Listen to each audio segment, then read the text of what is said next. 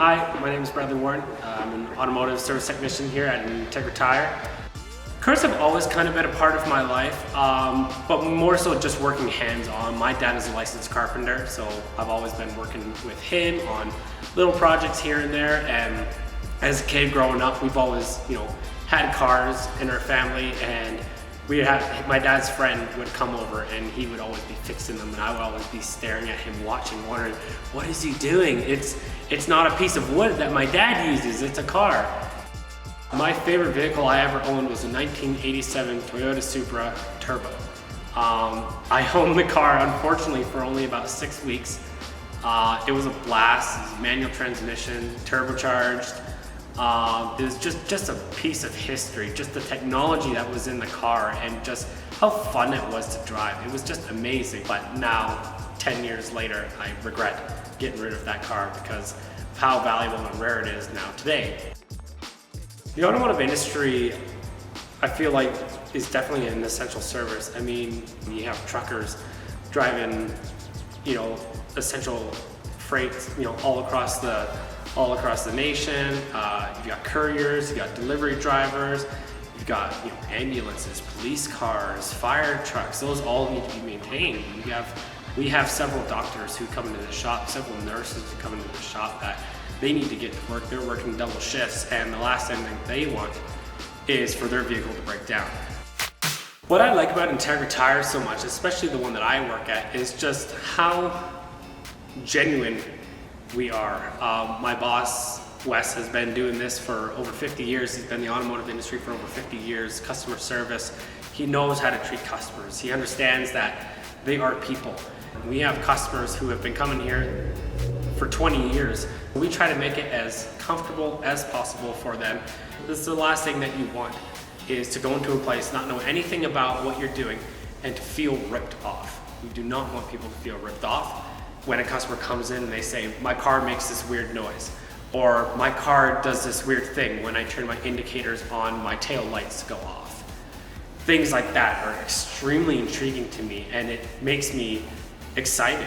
I get to think, oh gosh, what can it be? What can it be? I get out all my fancy tools and I try to figure out, okay, maybe it's this, maybe it's that, maybe it's this. And when I do find it, it's a oh yeah moment for me. So before the pandemic started, I had only been working here for maybe 5 or 6 months. But at the time we were doing quite well.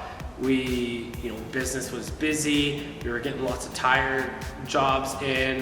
We were getting lots of mechanical jobs in. Things were going really well. And then when the pandemic hit, it was obviously a bit of a shock for everyone.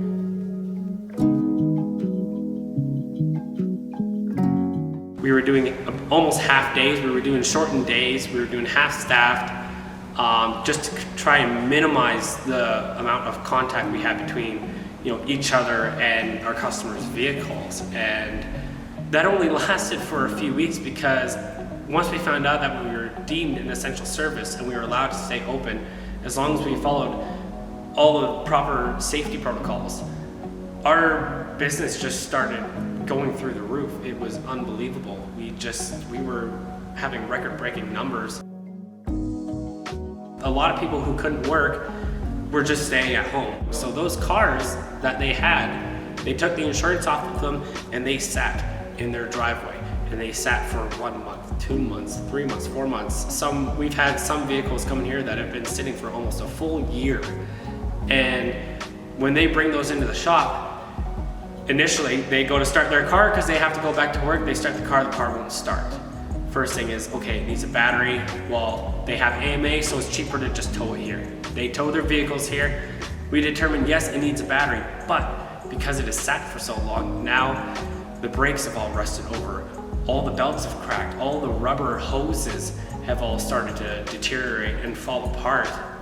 Wiper blades falling apart because of rubber, and just hundreds, if not thousands of dollars worth of repairs just from sitting. We had so many customers who were extremely nervous about bringing their vehicles in, but had no choice because they were possibly deemed an essential service, so they had to go to work, and they were just watching every single thing we were doing, making sure we were sanitizing all the touch points, putting the steering wheel covers on, the seat covers on. And it's nervous for us seeing that because we want them to feel safe, and we always wonder if we're doing enough. And there were some times where we were following the proper measures and guidelines that were set up for us, and people still didn't think that was enough. But for us to stay open, we had to do that. So getting into a customer's vehicle, just setting foot in the vehicle, we have to wear latex gloves, we have to wear a face mask, steering wheel covers, seat covers, sanitize any kind of point in the vehicle that we may touch, whether it be the door handle or your shift lever, outside door handles. We don't know if maybe they sneezed on the steering wheel, or if they, spat on something by accident, or if they're coughing, and now we got to go in there and we need to service it and make sure that we don't get infected. And that's extremely nerve-wracking. We want to make sure that you're safe, we want to make sure that we're safe, and we want to make sure that you're comfortable in bringing your vehicle into us, because that's the main thing that we want, is for people to feel comfortable about bringing their vehicle into an automotive shop, period.